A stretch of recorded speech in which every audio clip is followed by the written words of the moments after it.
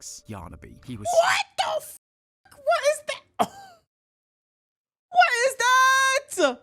What the hell did they do to that boy Quinn? People of YouTube, welcome back to the channel. Today, we're gonna embark on another journey here on the channel, man. The complete lore of Poppy Playtime. There was a comment I think one of you guys left under my very first FNAF video reaction and said that I should react to the Poppy Playtime lore. Not gonna lie to you, that is the first time I've seen a sentence written like that. Poppy Playtime in lore, I didn't know that was a thing. I remember when the first game came out, and I played the first game, and I think I uploaded my playthrough on my gaming channel, perhaps, maybe not. I might have just streamed it, but I played the first game, and I think I played the second game. I didn't even know there was a third game. I didn't know there was a fourth game, and apparently the fifth game came out today. Fucking crazy timing. But we're gonna watch the game theory, the game theorist video on it. That's 32 minutes, but I also did see that there was like an hour and a half, like timeline video for all of Poppy Playtime, which I think includes the fourth game. I don't think this video includes the fourth game because I think this came out before the fourth game. But if you guys want me to check out that longer version of the video, I'm down to do it because I'm pretty confident or pretty sure maybe you'll just go into deeper details and stuff. I'm excited though, man. I had a fun time with the first game, man. It was dope and it scared the shit out of me. I don't like scary games. Not at all. Smash the like button, subscribe to the channel if you're new to the channel, man. I react to a bunch of FNAF and Dead by Daylight stuff as well. Also, I react to a bunch of other things on the channel, but let's get into it. On what they do best, giving out more lore than you can shake a mechanical arm. Is actually a lore book? Lore book? Because I have played the spin-offs, I watched every spin-offs. I even read the book. Also, wait, there is a book. Holy shit! What is going on? I am learning for real. Here is everything you need to know about the Poppy Play timeline. Hello, Internet. Game Theory! Welcome to Game Theory, the show that's ready to take its relationship with Poppy to the next level. We got nothing. No new character, no new trailer, not even a release date. That's right, just like Scott was releasing games so fast, that thing looks so scary or creepy looking. 5 minutes before our recent theory dropped, Mob Entertainment released a new trailer with a new character and a release date. Oh, 5 minutes, are you? I really didn't think about it. I thought it was gonna be that blue thing. Like every I don't know. I guess it technically wasn't blue thing in the second game, right? There was something else. Kidding me? I'm convinced Poppy wasn't brought to life for lore reasons. It was to troll me for all eternity. I wouldn't be surprised if they did the same thing to us this week. Regardless, because of Mob's ridiculous and seemingly never-ending amount of content leading up to Chapter 4's release, it can be a little tricky to keep up with everything. We've had a book, 2 ARGs, a Roblox spin-off, and over a Roblox spin. Wait, what? What is happening? Dozen teasers and videos. But if you're someone that's only played the games, or you just haven't subscribed to the channel yet, then there's been a whole year worth of story that you would have no idea about going into Chapter 4. So today, I'm going to give you all a hand and fill you in from the beginning with all the important names, dates, and lore Mob has given us, as well as a few theories of our own for good measure, all in one cohesive timeline. Now, this is a big task, so instead of doing this like our usual theories, I wanted to try treating this like our FNAF Is that actually a character? It's more story-focused, with references in the bottom corner showing thumbnails, books, titles, basically any citations that I'll be pulling from. I've also got this nifty little traffic light symbol in the top corner to clear things up. Green means what I'm saying are facts that we have physical evidence for. Amber means what I'm saying is theory, but it's supported by evidence. And red means it's speculation that makes sense for the story, but we don't have a lot of evidence for. So keep a close eye on your screens, theorists. It's time to analyze the history of this forgotten factory. Just be careful that the screen doesn't stare back. Okay. Before we actually dive into the story, my understanding, or okay, I'm spitballing, I ain't gonna lie. I really just wanted to run around and get chased by like, people. I didn't want to. Chat wanted me to do it, so I did it. Toys possess toys. That's all I'm gonna say. That's all I think. Playtime Co. was founded in the good old US of A in 1930. Quickly, it became one of the most well-renowned toy companies in the world, priding itself in making toys locally instead of overseas like its competitor. It's always toys, isn't it? Or animatronics. The ones who made Barbie. I know exactly where you're going with this, and I have to say, I really resent it. All of this success was thanks seen to the Barbie one movie. man, the founder of Playtime Co., Elliot Ludwig. All he wanted was to bring joy to children, but sadly, that noble goal meant that he spent all of his time at work, neglecting his own family. And his wife had that sounds like somebody else I know. had enough, divorcing him that same year. Nevertheless, Elliot pushed forward, though for 2 decades, he struggled to figure out the key to innovating the toy. This damn kid's grown as hell now. Finally, he hit a breakthrough. In 1950, Elliot created a toy that would change the world forever. Poppy Playtime. A little girl can talk to her? Is that actually the toy? Forever. Poppy. That shit? Hell fucking nah. Bro, you are not getting this shit for your kid. This shit ain't adorable. Why are the eyes like that? It's the eyes. It's actually the eyes. Why are they red? Big as shit. The fuck Poppy been smoking and shit? Playtime. A little girl can talk to her? Poppy gives her answers. She's the first doll actually able to have a conversation with a child. Not only that, but her hair also smelled like poppies, which had been used throughout history to help children fall asleep, making her an instant hit with the parents. That does not sound like... That sounds like a court case to me. How did Elliot achieve this incredible feat? Well, because Poppy wasn't just a plastic toy. Milk of the Poppy used organic parts to make her, allowing Poppy to really seem alive. He just needed to add a quick no-refund policy to anyone who tried to fix the Poppy doll themselves, just to keep it under wraps. So it's been out for 10 years. No one ever discovers this little secret of Elliot's. But Poppy sales alone can't keep the toy company afloat. So they release a handful of new toys, like Dinosaur in 1961 or Boxy Boo in 1966. Though none of them really compare to Poppy in terms of popularity. But then, out of nowhere, tragedy. I ain't gonna lie, bro. Now we talking dinosaurs? I'm with it now. Since day one, Elliot had been encouraging his employees to adopt, to bring joy to children who had none of their own. And he lived by example, adopting a daughter of his own. What? Didn't you tweaking, or did they already say he had kids? Finally, the family that the family man had always wanted, until she passed away before his very eyes. There was nothing he could do to save her. All Elliot could do was take the biological knowledge he had and turn her into another organic Poppy doll. What?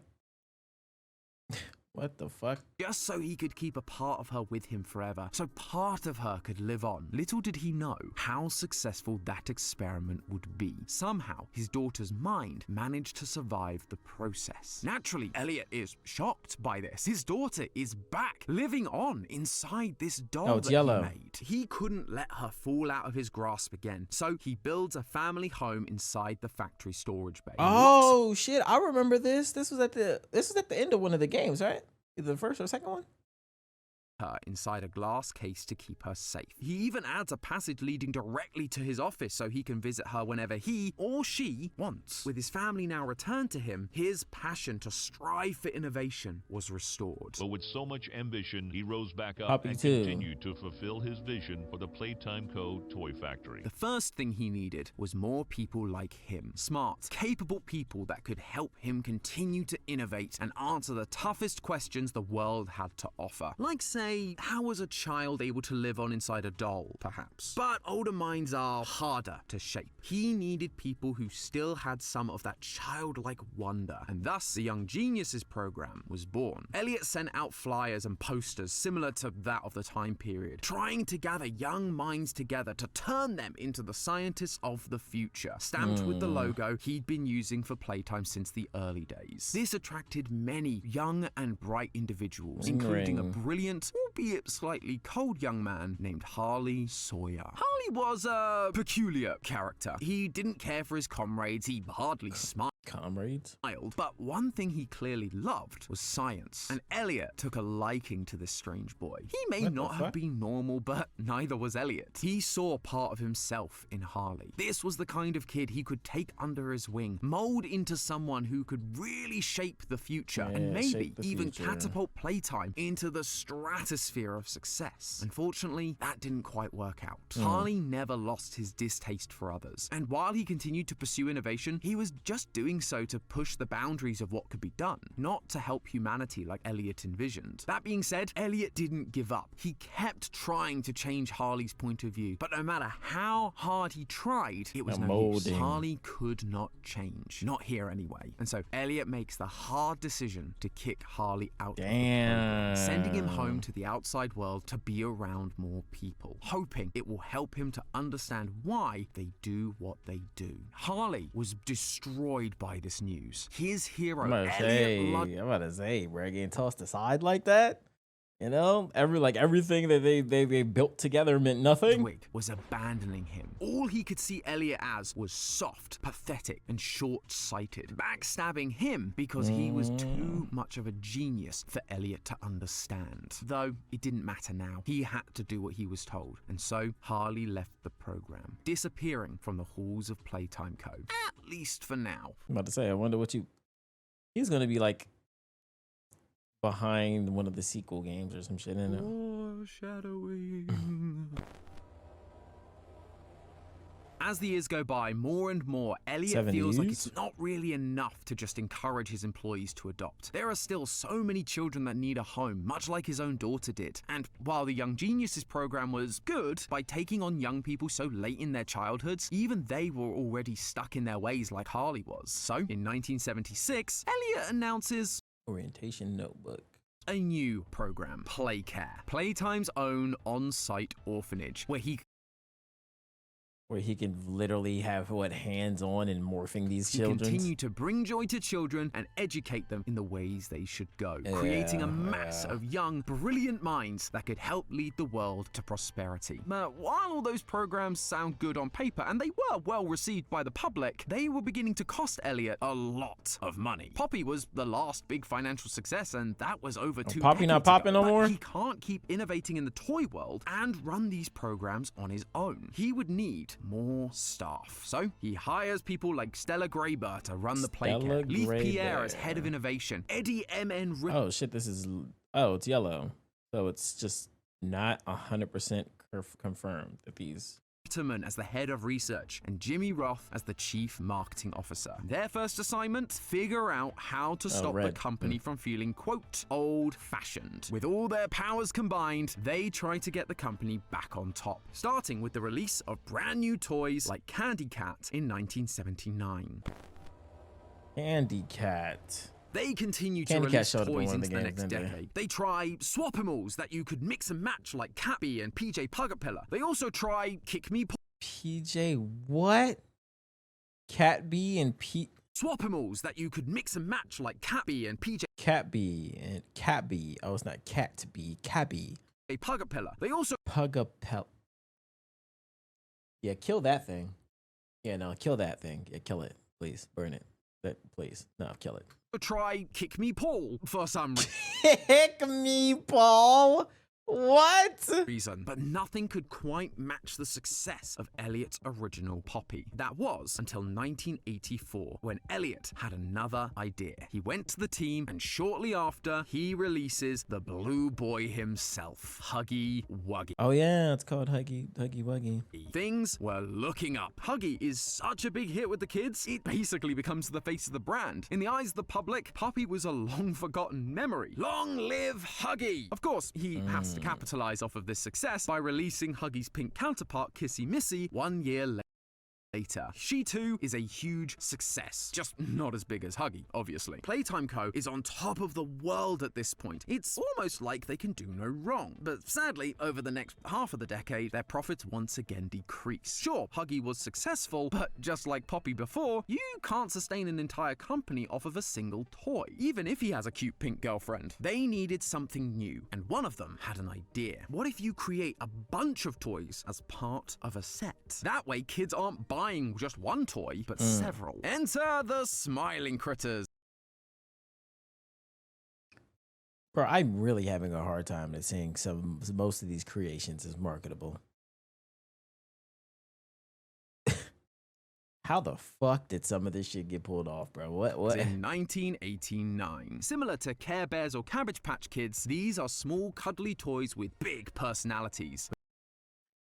Look like they're on fucking crack. But each one is unique, and so you would need to collect them all That's for cool, the full though. experience. This was the perfect way to increase the dropping sales numbers Playtime was facing. Plus, to really capture the same appeal as Poppy and her poppy-scented hair, these critters would each come with their own unique scents, all with calming effects. Crafty corn smells like jasmine, Bobby Bear hug like rose. But would calming be enough? Poppy's hair literally put children to sleep. Yeah, I'm about to say, it wasn't strong enough. Such a hit with the parents in the 50s, they needed these smiling critters to do the same. So they get to work developing one more smiling critter. One with the advertised scent of lavender, a scent associated with sleep, but instead of actually using lavender, they would create a poppy gas that would actively put kids to sleep, just like Poppy did. They put the smoke inside the purple cat and gave him a name that tied into his sleepy powers, Catnap. And just to be on the safe side, Playtime Co. also commissions the creation of a Saturday morning cartoon featuring this new cast of characters, all begging Catnap to help them fall asleep. Oh, what the kids and parents alike that this is just what the toy is meant to do. Initially, everything is going according to plan. Sales for this new line of toys kids started fucking dying. They are flying off the shelves. Both parents and kids really seem to love these new adorable critters, except for Catnap. After a few weeks, doctors began reporting a rise in children suffering from intense nightmares that all started after they received their Catnap toys. In Playtime's desperation to mimic the sleep-inducing effects that Poppy had, they'd accidentally concocted something that put children to sleep, but also gave children horrible nightmares. Thankfully for Leith and the team, no connection was ever proven, but they still needed to save face. They recalled all of the Catnap toys, and Catnap was removed from the Smiling Critters lineup entirely. The 90s. This is where your boy boy is born. The Smiling Critters disaster put Playtime Co. in a bad spot. If they were going to survive the next decade, something needed to be done, and fast. And so, Leith Pierre put his head of innovation status to good use and came up with an unusual but effective plan. He hired a private investigator, Jared Lockhart, to track down former members of the Young Geniuses program that Elliot had started decades ago. These people trained under Elliot. They were geniuses from a young age, and most of them had quite impressive careers. If anyone was going to be able to come up with an idea to save this company, it would be one of them. What makes them think they're gonna help his ass? What the hell? Sometime later, Jared arrives with the list, and when it lands on Leith's desk, there is one option that immediately catches his eye. Harley. Yeah, I'm about to say, well, Harley's deaf.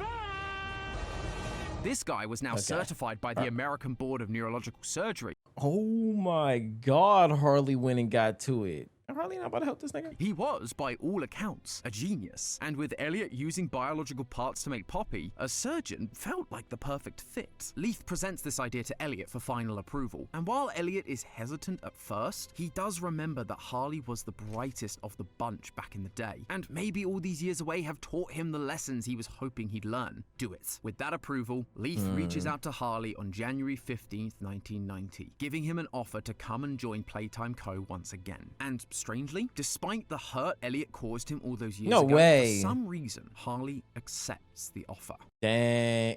Look at his face. He's like, dead ass, bro? Dead ass? You gonna come back? I didn't think this shit was gonna work. Oh, man. Immediately, he begins showing the level of promise they were hoping for from this recruit. He sees the problems at Playtime Co., the public outcry, the declining profits, and he came up with an idea that would fix everything. Bigger bodies initiative. We can increase our workforce and simultaneously decrease the number of lawsuits and people on our payroll if the people we have working aren't people. Put me in charge of it. Whoa, wait, this is green. This is actual like voice recording in the game? What the fuck? And I will save this. Yo, Harley, you sound like a goddamn fucking villain. Head of special projects, and together they begin hiring other scientists to help with the development of the Bigger Bodies Initiative. Some of them are fellow Young Genius alumni like Dr. Bruno White and Dr. Carmine McKay, but others are just young and eager. I had no idea this story got this fucking deep. Like, I don't even think this is part of the first. I don't think the first game even started yet, bro. Like, Jesus, bro. This is all before I think whatever happens in the first game. Like, this is crazy. Biologists looking for their first big break, like the owner of the orientation notebook, PW. From here, the company begins their experiments. Harley takes the new scientists to observe and study the Poppy doll that he remembered being in the storage bay from his days in the Young Geniuses program. He told them to use her as the blueprint to bring toys to life. I am the cause. Being able to exist as a doll, it has killed so many people. Everyone works diligently to try and recreate the magic of this one Poppy doll. But after 814 experiments, it's clear that things aren't working with simple rats. They need to try something bigger. They need to repeat what Elliot did. They need to use children. Harley delivers the note to Elliot as one of his many updates on the program. But once again, Elliot is torn. Up until this point, these experiments weren't really all that bad. It was just a few hundred rats that suffered the consequences. But now, he had a choice to make. He'd spent his life trying to I'm about to say, trying to be joy to children, bro.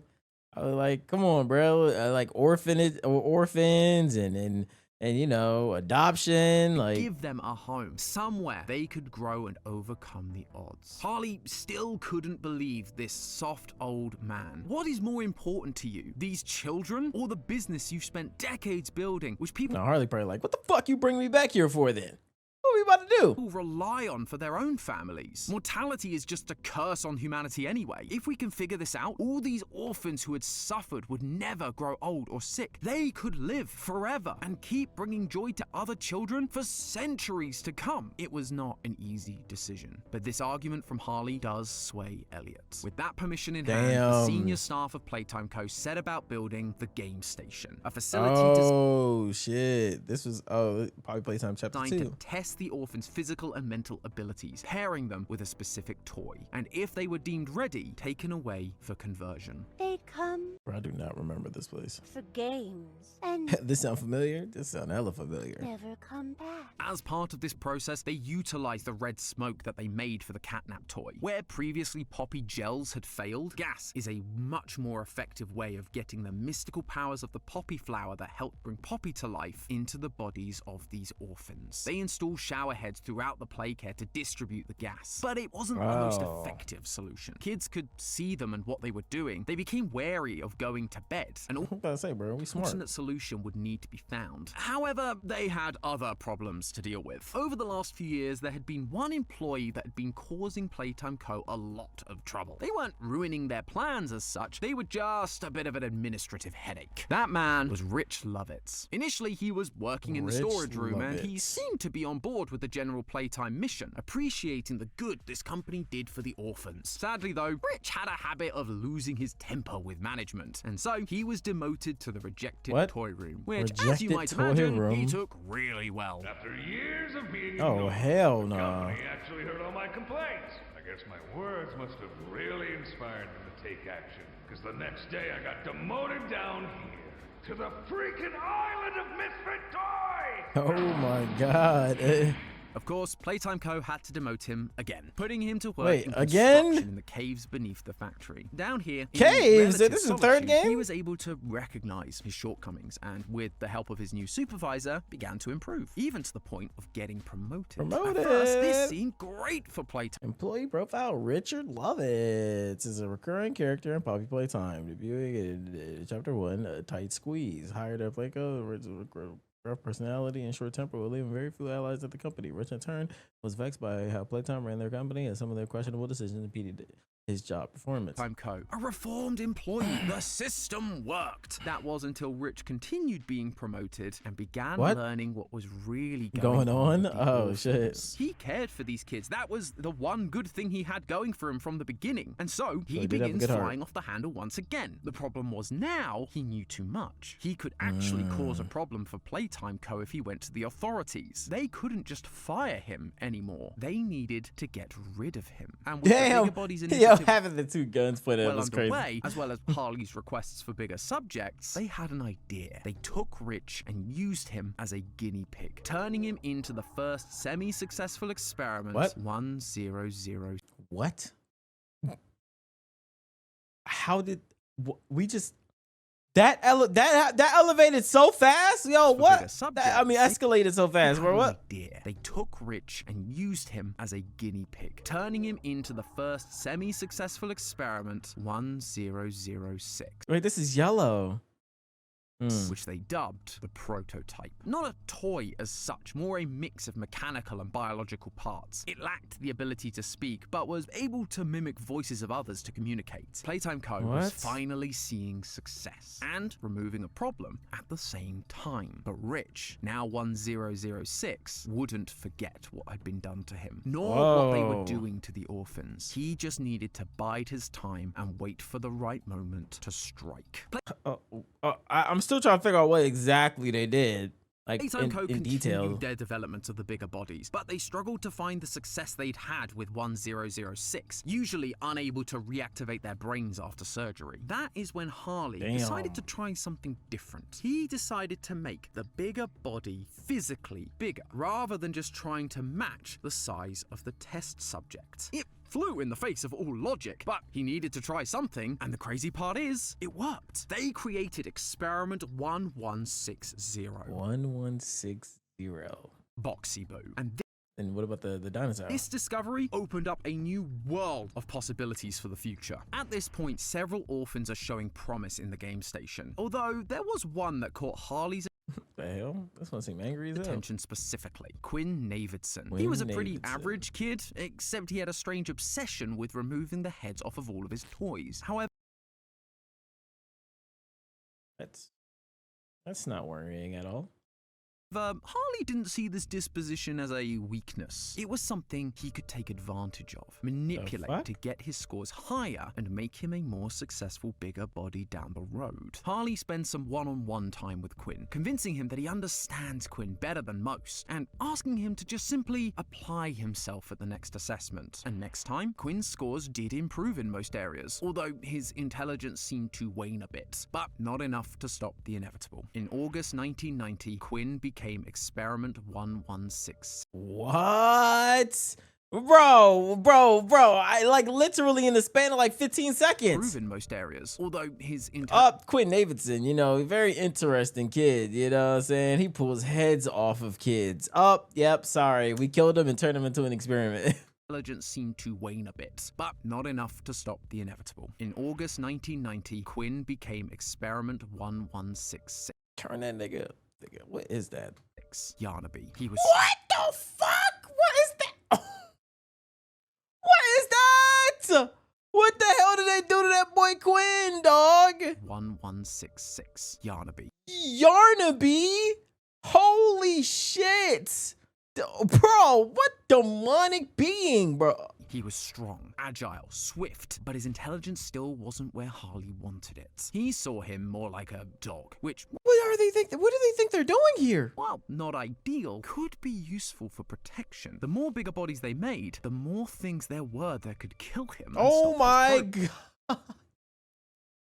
So Harley isolated Yarnaby, making Yarnaby loyal only to him. Around that same time, another orphan named Theodore Granville began causing some mischief in the playcare, breaking into rooms, stealing files, even stealing a grab pack. When questioned about it, he just said it was his friend that told him to do those things. The staff just assume this friend is of the imaginary persuasion, but in reality, it was very real. 1006 had found a way out of containment and was using Theo to escape him. What the hell? 1006 and Theo made a break for it. Though, due to Theo's inexperience, he accidentally overcharges the electrified grab pack hand and electrocutes himself. At this moment...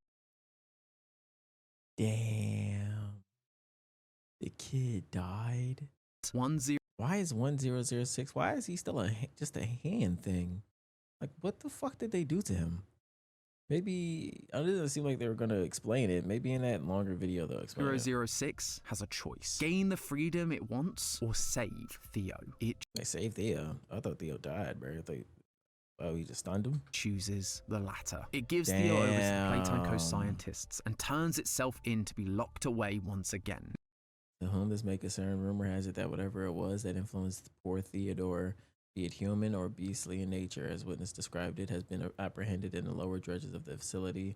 Sure this news is pleasing to you. Should it be true, and I hope it is true, don't worry, I'll only dig so far as directed. Regardless, I wish to add my 2 cents based on the details I've uncovered in my investigation, and hopefully together we can paint a clear picture of the situation and why it happened. I've got my theory though, blunt honestly. I've never encountered a case so strange. Now, there is only one way the scientists are able to save Theo. And on November 11th, No 1990, way. bigger body.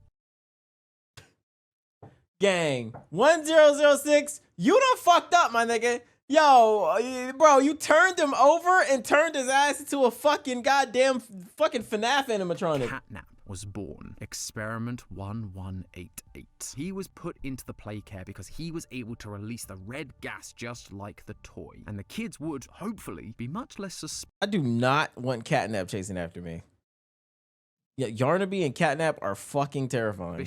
Of this big friendly toy than a typical showerhead. Again, Playtime Co. was killing 2 birds with 1 stone. The Bigger Bodies initiative was now in full swing. Between Catnap and Yarnaby, Huggy was created, and in 1991, he was put to work as Playtime Co.'s new security measure. Though his wandering that sounds familiar. eyes were noticed by an employee who wasn't supposed to know anything. Rowan Stoll. Rowan wanted to get to the bottom of what was going on, and over the course of a few months, began to figure out exactly what Playtime Co. was doing. When he threatened to leak what he'd found to the public, Harley put his Bigger Bodies to good use. Hold on, they didn't make a bigger body of that other. Hold on. Over the course of a few months, measure. Though his wandering eyes were noticed by an employee who wasn't supposed to know anything. Rowan Stoll. Rowan wanted to get to the bottom of what was going on, and Bro, why? Bro, just quit. I don't know, quit. Stop being so nosy. Over the course of a few months, began to figure out exactly what Playtime Co. was doing. When he threatened to leak what he'd found to the public, Harley put his Bigger Bodies to good use. Now, we need to start tailoring that appetite of yours to flesh. Get me an update on the situation. That same year, another orphan, Marie Payne, began suffering from unwakeable nightmares thanks to Catnap's gas, leading to the latest experiment we know of to date. Experiment 1222, Mummy Longlegs. Oh, this is the second one, huh? She was violent towards the staff, but kind towards the kids, making her the perfect guardian for the game station. And by May of 1992, the game station is in Oh yeah, I remember this. It was like a big ass area. Oh, I do remember this. its heyday. Everything is working as planned. But one person is still causing problems. Elliot Ludwig had put a picture up in his office that one of the kids had given him of the game station and Mummy Longlegs. But when he sat there and looked at it, those decisions that had led to this point, they began to weigh heavy on his shoulders. He still felt that Harley's pursuit of innovation for the sake of it wasn't right, but the rest of the senior team seemed to be all for him, and it was hard to deny that the company was seeing success. Regardless, he knew he needed to put some kind of safety measure in place, something to keep Harley in check, just in case anti-Harley plan. his worst fears came true. So he promoted one of the fellow scientists and Young Geniuses graduate, Dr. Bruno White, to become Harley's superior. Once Harley found out, he could think of this as nothing more than another betrayal from Elliot. And this time, this time he's doing some bullshit. What did he do, bro? He'd had enough. Elliot was too soft to keep things moving forward. He needed to be got rid of, just like every other problem employee they'd faced. One day, both the staff and the public were informed that Elliot Ludwig had passed away. But Harley Sawyer was the only one who knew the truth about what happened. Did you kill Elliot Ludwig for your greed and experiments? Thanks to Dr. White's promotion, Harley's involvement in things slowly became less and less, leading Harley to become more and more frustrated and driving him more and more insane, until one day he decided to take matters into his own hands. During a guided tour of the factory in 1993, fires break out in the theater, causing casualties all across the facility. Obviously, Leith Pierre is furious. Now he has to clean up the mess, taking care of any potential witnesses. This is not the kind of publicity Playtime needed. He brings back their private investigator Jared to figure out who is to blame, and true to his word, he gets them an answer. Dr. Harley Sawyer. After spouting rhetoric And it's a lot of yellow right now. about one bad day and being betrayed by Elliot all of those years ago, Harley had finally gone full Joker and set the theater ablaze. I was about to say, I know this nigga Harley just said, fuck it.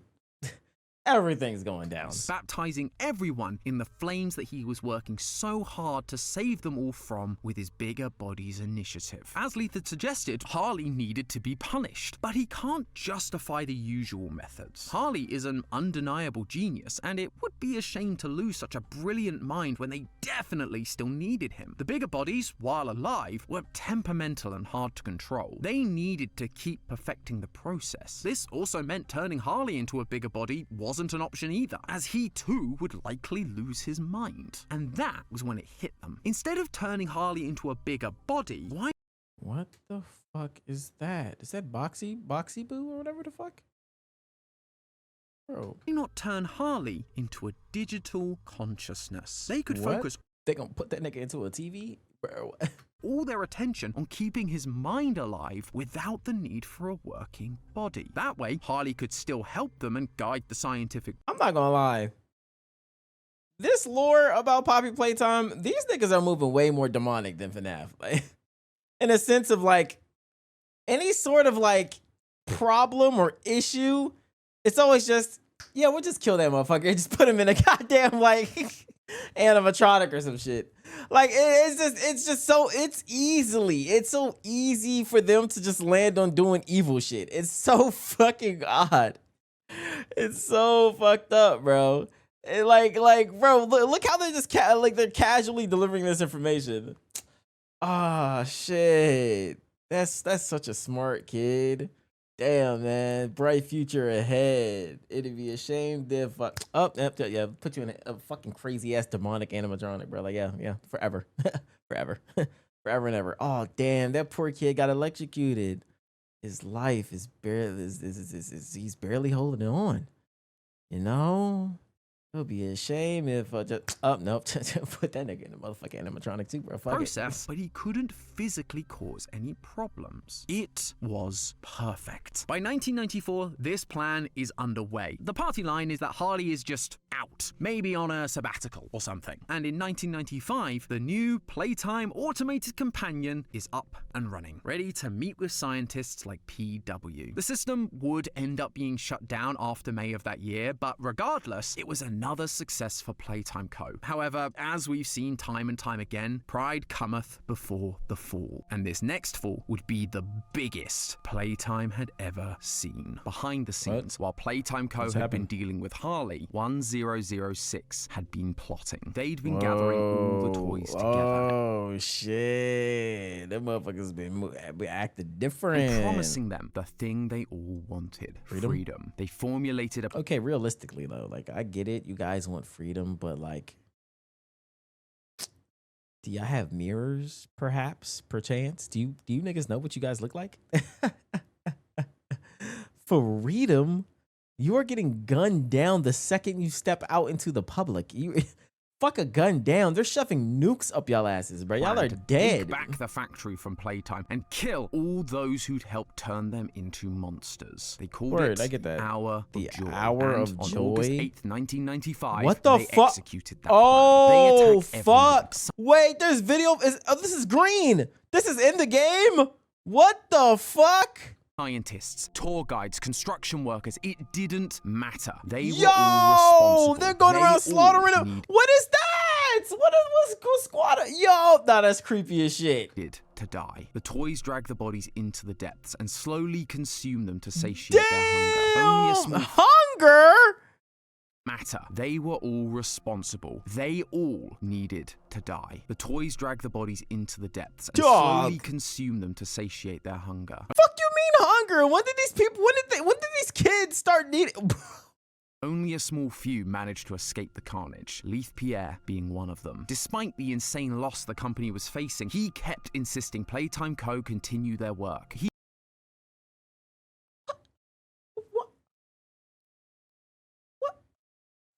You mean continue your work? What are you talking about? What work? Who? Bro. Yo. He began recruitment efforts for a resource. What the fuck is this? Extraction team. People that would go back into Playtime Co. and collect the parts they needed to keep making bigger bodies. But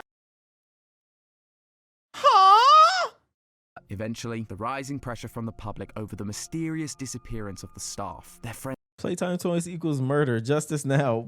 friends and family was too much. This world sucks. When does the National Guard start getting in and you know, start getting involved? Even Leith to handle, and he shut down the factory for good. Nearly a decade passed, and the Playtime Co. factory, as well as all that happened there, had largely been forgotten. The world so this must be like the events of the first game, had maybe. simply moved on. But in 2002, deep in the bowels of the factory, something or someone, The doctor, was coming back online. Where am I? Harley oh my God. He had awoken from his mysterious slumber. Ironically, just as he'd always stated, his conversion had actually saved him from death. Unlike his former colleagues, he realized the opportunity he had. There was no one left to stop him. His plans could continue. He could save the rest of humanity from their mortal coil and convert them all into living, eternal toys. So he began hacking into the rest of Playtime Co.'s systems, taking control of all communications that were coming in and out of the factory. His plan would come to fruition. At the same time, the bigger bodies also remained in the factory, waiting for the prototype to save them as promised. But food supplies were running short. Some of them began to lose their faith that salvation would ever come. Dog Wait, is that a finger gun? What game is this? were running short. Some of them began to Why look like a finger gun? What game is this? Which one is this? lose their faith that salvation would ever come. Dog Day was one such toy, and Dog 100. No. No, chat, no. No, chat, no. It looks like no, chat, no! Why does it look like that? No! It looks like the glitch. No, get away. Quickly made an example of him. This type of threat, however, wouldn't work forever, and 1006 knew that. It needed to make progress. It was still trying to create its perfect body, but it just didn't have the know-how. Rich was just a simple construction worker. Sure, he could do some cool things with tech, but biology was a whole other ballgame. It needed help. So in 2005, it writes a note saying that the employees that went missing were actually still in the factory, waiting to be rescued. And that is insane. Everyone thinks the staff disappeared 10 years ago. We're still here. Find the flower. Yeah. It needed help. So in 2005, it writes a note saying that the employees that went missing were actually still in the factory, waiting to be rescued. And it sends it to the only person that's not only around to hear it, but would actually care enough to make the trip. The player character, PW. PW didn't show up for work on August 8th, 1995.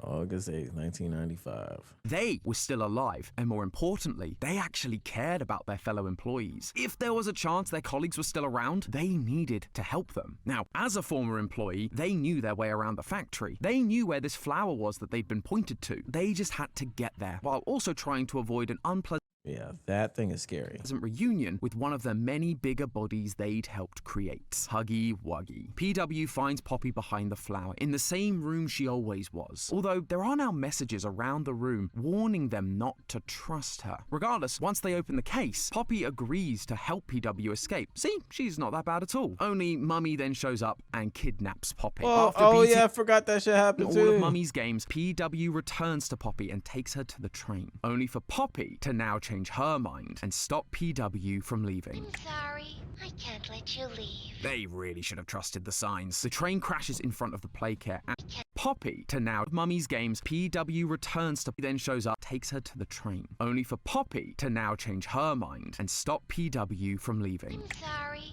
I can't let you leave. They really should have trusted the signs. The train crashes in front of the playcare, and with some surprising help from Poppy, Kissy Missy, and their ally Ollie, who may or may not be the prototype mimicking a child's voice, fuck is Ollie? To trick us, PW makes their way through the playcare. Together, they defeat Catnap and begin the long trip down into Playtime's prison. But Kissy doesn't make the trip. She is killed by something on their way down. She's killed? All of this time, Harley has been watching through the security cameras, making his way down to the prison just a bit ahead of them to... Wait, were these other toys? This Kissy?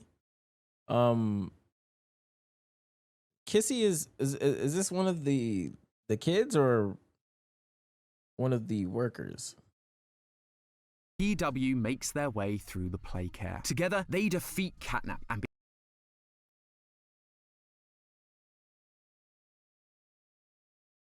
Catnap is Theo, right? The electrocuted one? begin the long trip down into Playtime's prison. But Kissy doesn't. Yeah, who the fuck is, which one? Is Kissy a kid too? I can't remember. She is killed by something on their way down. And all of this time, Harley has been watching through the security cameras, making his way down to the prison just a bit ahead of them to reunite with Yarnaby and lay whatever. Bruh, fuck no. Yarnaby gotta go, bruh. Nah, real life. Yarnaby gotta go. Whatever traps he has in store for us down in the depths, along with the nightmare critters, Pianosaurus. The nightmare critters? Piano what? And a toy made from Play-Doh. And a what? Doughy the Dough Man. What the fuck is going on? Y'all pulling these characters out your assholes, okay? What the? Y'all are pulling these characters out your ass. Pianosaurus? Some fucking Play-Doh? Nightmare critters with demonic ass shit? Bro. What? Chad, I'm confused. Are these just normal toys, or are these toys with the souls of maybe the workers or the kids or some shit? And that, loyal theorists, is the entire timeline of Poppy Playtime so far. Whoo, boy, this franchise is getting big. This is probably the last time I'll be able to do an entire timeline in experiments. But are they? That wasn't the question. Yeah, experiments as in like with the kids. One video. I mean, look at that runtime. Though I have to say it is refreshing that outside of a few bits of connective tissue, most of what we've talked about today are either things Mob has told us directly, or we have a lot of evidence to support. The only real details that are super speculative are things like when the Young Geniuses program started, or why Elliot agreed to start using children in the experiment. I know, man, yeah. We said that the Young Geniuses program started in the 60s, but it could very well be the 50s based on the logo. Maybe they were even the ones that helped make the first Poppy dolls. But so long as Harley joins the company early, leaves, and then comes back to cause a bunch of problems, it doesn't really matter which decade it takes place. The same thing goes for Elliot's change of heart towards the orphans. We've got no evidence saying why he made the decisions he did. We may discover his reasoning in the future. It's just not going to change the order of events because we have set. Dang it, now we got the 5th game, and this game didn't even cover the 4th game. Dates of when things have to happen. But there you have it, friends. Everything you could possibly need to know going into Chapter 4. And I don't know about you, but now I'm even more. I did not know this world was this fucked up. This is pretty insane. Excited to see where all this goes. Who will our allies be? What is Harley's big plan? Will I have to rethink the identity of the prototype for a 3rd time? I'm sure all will be revealed in a few weeks. In the meantime, remember, that's just a theory. A game theory. Thanks for watching. Whoa. Wow, W video. Let me know down in the comment section if you guys want me to react to the longer, I'm assuming more detailed video for Poppy Playtime, but also I'm assuming that video would include like the events that happen in the 4th game. Unironically, I'll be down to play the 3rd, 4th, and 5th game of Poppy Playtime more than FNAF. At least right now, because I remember these games being really short, sweet, getting to it. And it's more so my kind of like horror game. If I'm going to play a horror game, I'd rather play a game like this, I think. But again, FNAF is still on the table.